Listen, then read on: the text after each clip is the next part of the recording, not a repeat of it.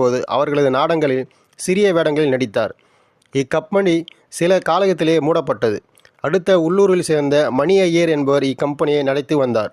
இவருடன் நாடக கம்பெனியில் பணியாற்றிய எஸ்.வி. வெங்கட்ராமன் பின்னாளில் பிரபலமான இசை அமைப்பாளர் புதிதாக தொடங்கிய நாடக கம்பெனி ஒன்றில் ராமச்சந்திரனும் அவரது குழுவினரும் சேர்ந்தனர். கருநாடகத்தில் கோலாலர் நகரில் தங்கியிருந்த நாடகங்களை நடத்தியுள்ளனர். அங்கும் அவர்களுக்கு பெரும் நஷ்டம் ஏற்பட்டவே வெங்கட்ராமன் திரைப்பட வாய்ப்புகளை எதிர்பார்த்து பெங்களூரில் சென்றார். ராமச்சந்திரன் 1954ஆம் ஆண்டில் சொந்தத்தில் பட கம்பெனி தொடங்கி பொன்வயல் என்ற படத்தை தயாரித்தார். இதில் ராமச்சந்திரனின் ஜோடியாக அஞ்சலி தேவி நடித்தார். இத்திரைப்படத்திலேயே சீர்காழி கோவிந்தராஜன் பின்னணி பாடகராக அறிமுகமானார். எழுத்தாளர் தேவன் எழுதிய கோமதியின் காதலன் என்ற கதையை அதே பெயரில் திரைப்படமாக தயாரித்து சாவித்திரியுடன் ஜோடியாக நடித்தார். டி.ஆர். ராமச்சந்திரனின் திருமணம் 1948இல் நடந்தது. ஜெயந்தி, வசந்தி என்ற 2 மகள்கள் உள்ளனர்.